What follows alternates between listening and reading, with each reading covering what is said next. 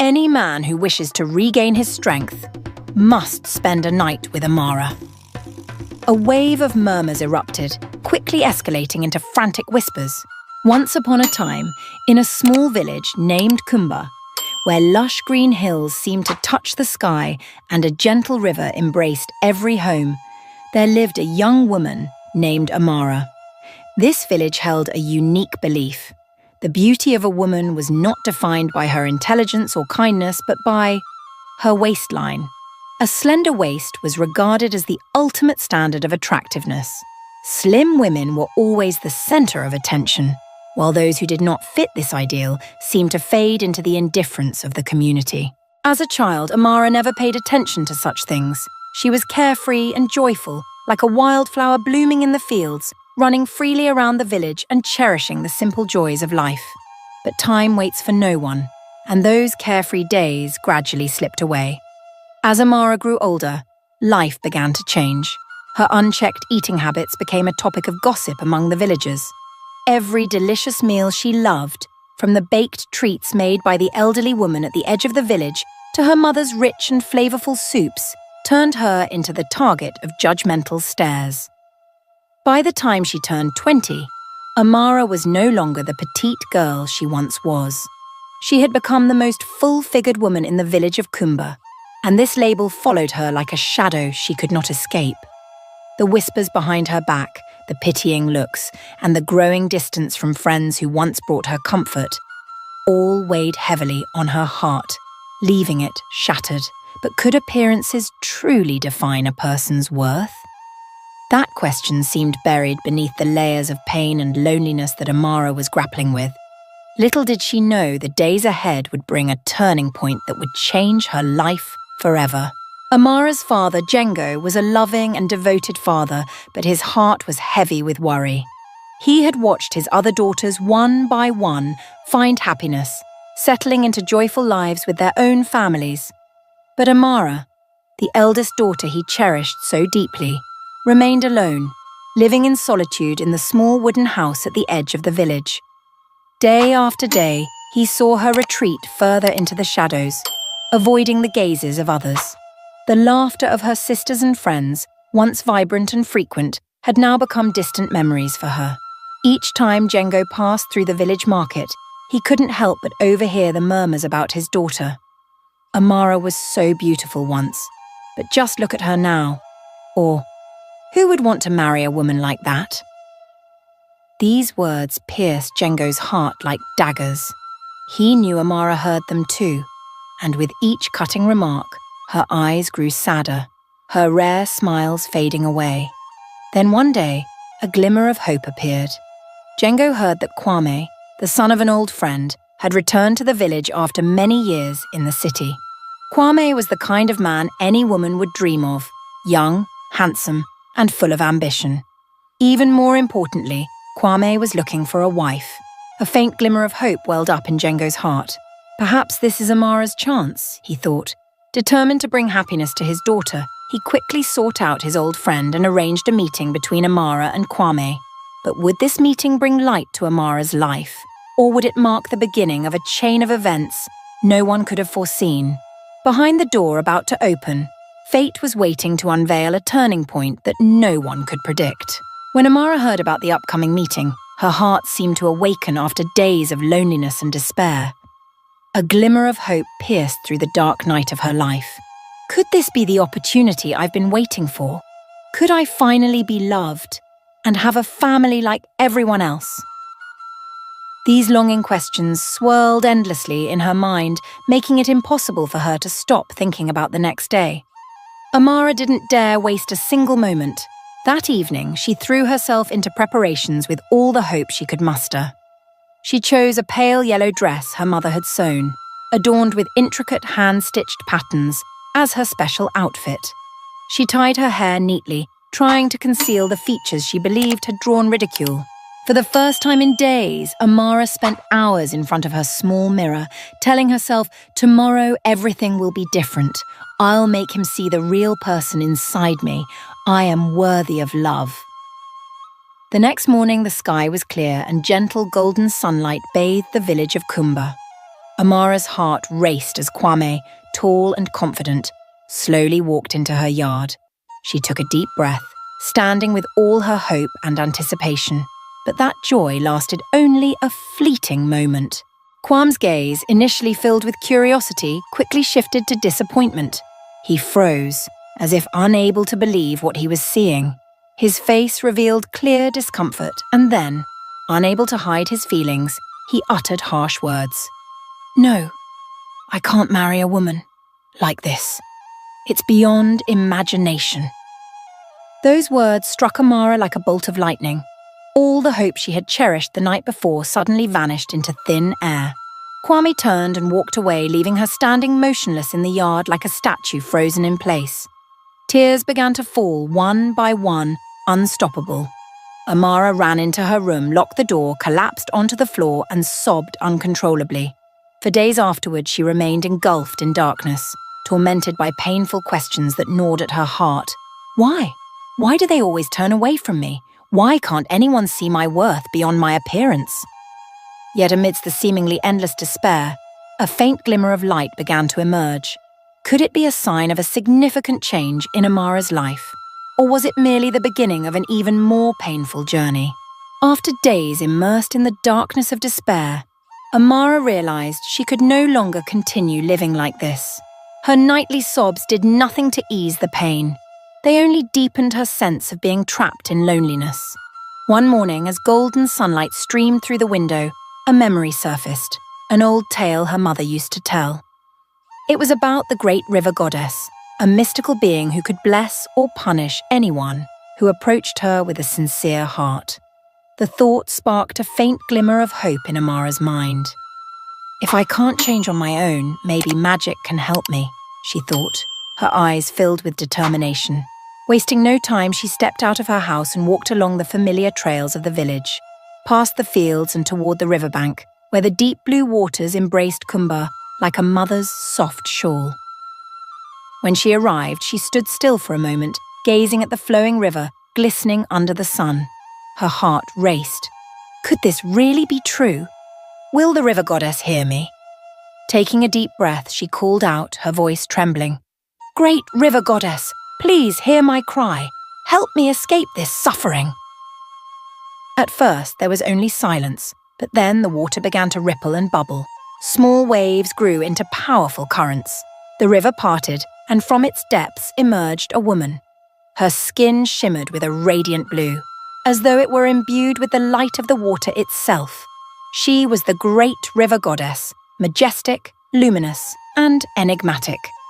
The goddess gazed at Amara with eyes both sharp and gentle, her voice resonating like the sound of rushing water.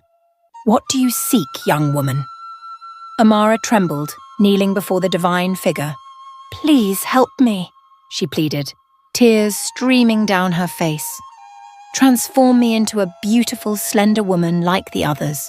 I just want to be loved, to be accepted." The goddess studied her for a long time, her gaze filled with both compassion and challenge. "Do you believe that beauty will bring you love and happiness?" she asked slowly, her voice probing Amara's deepest thoughts. Would Amara grasp the hidden meaning behind the goddess's question, or would she persist in her desire to change her appearance in search of happiness? Her answer would lead to an unforeseen turning point. The great river goddess gazed at Amara with compassionate eyes, as if she understood every pain the young woman had never dared to voice. "You don't need to change your appearance to be loved," she said, her voice gentle yet filled with stern wisdom. "You must learn to value yourself. True love is never based on outward appearances." Amara stood motionless, the goddess's words stirring something deep within her heart. But as she looked at her reflection in the water, all her insecurities came rushing back. If that's true, then why does no one love me? Why do they only see my figure and mock me? She thought, her eyes filled with sorrow. The goddess seemed to sense these thoughts. She gently touched the surface of the water, creating a sparkling swirl. "If that is your desire, I will grant it," she said. "At the next market gathering, a man will appear. He will truly love and cherish you, and he will take you as his wife." The goddess's words ignited a flicker of hope in Amara's heart. She envisioned a future where she was loved, walking hand in hand with someone amidst the bustling crowd of the market, with her long-standing loneliness finally fading away. Could this be the miracle I've been waiting for? She wondered, her heart swelling with emotion. But just as this light of hope began to shine, a darker thought quickly crept into her mind. Why should it only be one person who loves me? What about those who mocked me, belittled me, and looked down on me? Shouldn't they pay for what they've done? This thought grew clearer, like a long, smouldering flame finally blazing into life.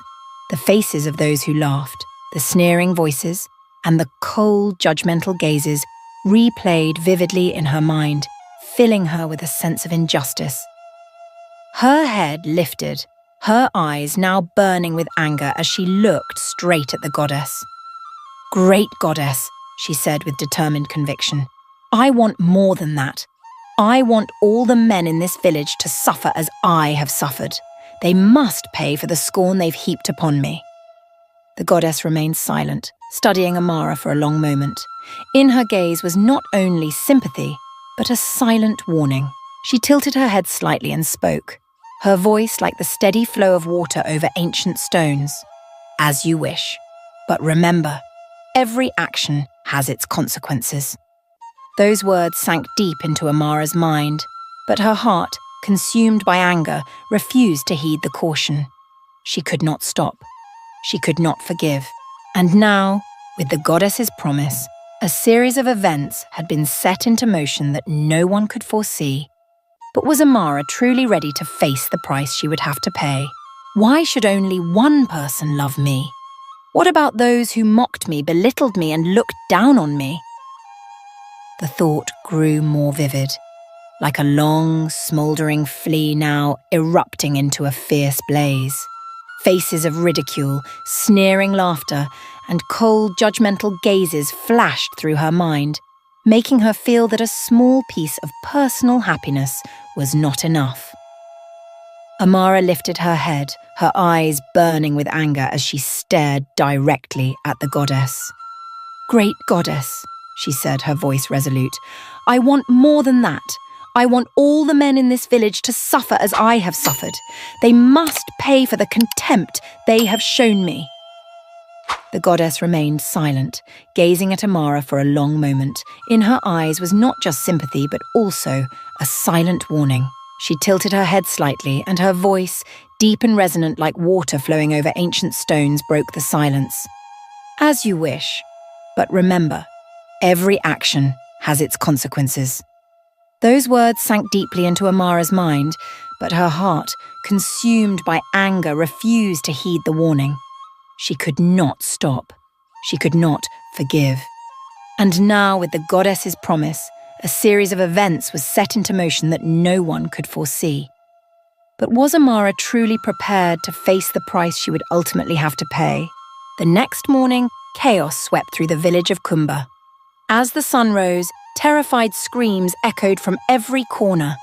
One by one, the men of the village woke to discover an unbelievable truth. They had completely lost their masculinity. A profound sense of fear enveloped them. They looked at one another with bewildered eyes, asking, "What is happening to us?" Rumours spread quickly across the village, from the fields to the marketplace and into every small house. No one could explain the bizarre occurrence. The elders gathered to discuss the mystery, but they could not find an answer. Eventually, all eyes turned toward Kendi, the village shaman, renowned for his ability to connect with the spirit world and unravel the inexplicable. "If anyone knows what's happening, it's him," someone whispered. A spirit-summoning ritual was arranged in the heart of the village. Kendi, with his deep-set eyes and solemn voice, began the ceremony in silence. He lit incense, scattered white powder on the ground, and chanted mysterious incantations. The atmosphere grew tense, as though the entire village was being cloaked by an unseen force. As the flames in the ceremonial bowl gradually extinguished, Kendi opened his eyes, gazing directly at the gathered crowd, and made a declaration that left everyone stunned into silence. Any man who wishes to regain his strength must spend a night with Amara. A wave of murmurs erupted, quickly escalating into frantic whispers. Amara? The girl the entire village mocked? People exchanged disbelieving looks, but Kendi reaffirmed, only by doing this can you break the curse.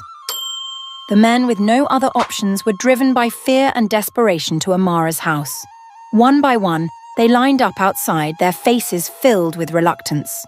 At first, the thought of being close to the girl they had once scorned repulsed them. But as they stepped inside, something extraordinary happened. Just seeing Amara seemed to melt away all their discomfort. They were irresistibly drawn to her, as though an unseen force was pulling them closer. Amara, who had been an outcast for so long, was now at the centre of attention. She felt the bitterness in her heart begin to ease, yet an unfamiliar emotion also rose within her. These men, who had once mocked her, were now kneeling at her feet, entranced by a mysterious allure they could not explain. But was this truly the victory Amara had long dreamed of, or was it merely the beginning of a tragic spiral from which there was no escape? The next morning, Amara awoke to find her house completely empty. The hurried footsteps of the men, the whispers of admiration she had grown used to hearing, were now nothing but distant memories. They no longer came to her, no longer stood in line outside her door. Every gaze that had once been fixed on her had vanished like a fleeting dream. Amara stepped out onto the porch and looked toward the village of Kumba, now immersed in its familiar rhythm of life. Families had reunited, and everything seemed to have returned to normal. But deep within Amara, an overwhelming emptiness began to rise. The loneliness she had once known now felt heavier than ever. There were no more mocking words, but neither was there any attention, not even the slightest glance. In her despair, Amara resolved to return to the place where it had all begun, the riverbank. It was there that she had placed all her trust in the great river goddess, believing that a miracle could change her life. With heavy steps, she made her way through the familiar paths, past the village until the deep blue river appeared before her eyes. Standing by the riverbank, Amara called out, her voice heavy with tears and pain. "Great river goddess, please come forth. I need you." She called again and then once more, her voice echoing through the stillness of the air, but the river remained silent. There were no magical whirlpools, no gentle voice to respond. Only the sound of the wind and the quiet murmur of the flowing water filled the space. Amara collapsed to her knees by the river, her shoulders trembling with sobs. She realized then that it was over. The goddess would not return, and her life would never be the same again. In the deafening silence, a question began to rise in her mind. What did I do wrong? And then, the truth slowly dawned on her. In her anger and bitterness, she had destroyed her own chance at true happiness. If only she had held on to her original wish, a simple love, a sincere heart, perhaps her life would have taken a different path. But her desire for revenge had led her astray, leaving her with nothing but an empty heart. Amara's story is more than just a fairy tale. It's a powerful reminder that hatred and resentment never lead to happiness. In moments of pain, it's easy to lose sight of what truly matters, loving yourself and appreciating life's simple joys. True happiness doesn't come from admiration or envy from others, but from forgiveness, love, and gratitude. If this story has given you a meaningful lesson, don't forget to hit follow on our channel to explore more heartfelt and valuable stories. Share your thoughts in the comments. What do you think about Amara's journey? We'd love to hear your insights.